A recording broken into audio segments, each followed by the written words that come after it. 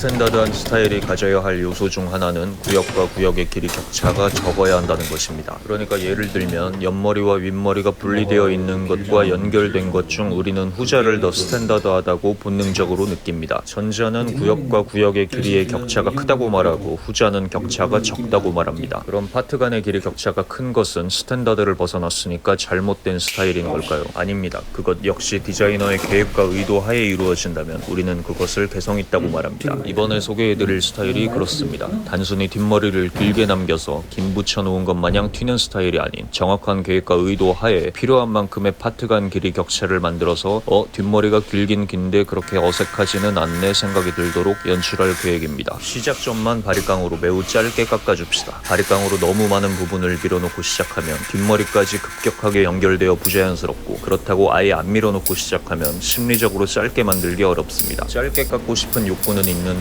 긴 뒷머리랑 연결시켜야 한다는 압박 때문에 디자이너의 머릿속에서 스스로에게 브레이크를 걸기 때문입니다. 그냥 자르면 되는 거 아닌가 싶으실 텐데 디자이너들은 매번 다른 스타일을 자르더라도 스스로의 매뉴얼 안에서 자릅니다. 최소한 이렇게 자르면 망하지는 않는다라는 안전한 마지노선이 있는데, 그 마지노선은 무릎을 때리면 무릎이 자동으로 올라오는 조건반사 같은 꽤나 무의식적인 것이어서 일부러 벗어나려고 해도 잘 안됩니다. 바리깡으로 시작점을 이미 짧게 삭제시키는 것은 이런 심리적인 브레이크를 벗어나기 위함입니다. 그러니까 집에서 공부하나 독서실에서 공부하나 똑같은데 일부러 독서실에 가서 할 수밖에 없는 상황을 만드는 것. 다이어트 할 때 애초에 냉장고를 비우고 닭승가루 채워놓고 배민을 탈퇴하고 친구를 안 만나서 처먹는 상황을 안 만드는 것. 운동하기 싫을 때 구락부에 가서 샤워라도 하고 오는 것. 그것과 똑같습니다. 바리깡으로 깎아낸 부분 이외에는 모두 틴닝 가위로 서서히 경과를 보면서 깎아냅시다. 커트는 항상 A구역 완벽하게 다 깎고 B구역 깎는 식으로 이루어지는 것보다 A구역 찔끔 깎고 B구역 찔끔 깎고 다시 A구역 B구역 간제비처럼 전체적으로 서서히 줄여나가며 깎는 것이 훨씬 더 완성도가 높습니다. 한 번에 덩어리로 깎아내는 것은 꽤나 위험합니다. 그랬다가 어떻게 될지는 디자이너들도 모릅니다. 스탠다드한 스타일의 또 한 가지 요소 중 하나는 구역과 구역이 연결되었다면 서서히 자연스럽게 연결되어야 한다는 것입니다. 이 스타일에서도 역시 옆머리와 뒷머리가 서서히 자연스럽게 연결되어야 합니다. 그렇지 않을 경우 미세하더라도 덩어리나 뭉침이 생깁니다. 물론 이 뭉침은 질감 처리하면서 없앨 수도 있으나 괜히 모량을 줄여서 그것을 없애는 것보다 애초에 안 만드는 게 맞는 방법입니다. 사실 연결이 안 되더라도 그것이 시각적으로 봤을 때 큰 문제가 있어 보이지는 않습니다. 특히 이 스타일에서는 어차피 윗머리가 덥기 때문에 더더욱 티가 나지 않습니다. 그러나 굳이 그렇게 안 할 이유가 없다면 그냥 하는 게, 그러니까 굳이 연결 안 시켜야 될 이유가 없다면 그냥 연결시키는 게 당연히 맞습니다. 손님이 그걸 보든 못 보든 상관없습니다. 저는 단순히 손님 만족을 위해서 일하는 서비스업 종사자가 아니기 때문입니다. 저는 기술자이고 오히려 저는 제 만족이 더 중요합니다. 이 정도면 괜찮겠지 어차피 모를 거야 라는 양아치 같은 생각은 버려야 합니다. 그게 쌓이고 쌓여서 중국산 짭탱이 되는 거고 삼풍백화점이 무너지고 성수대교가 무너지는 겁니다.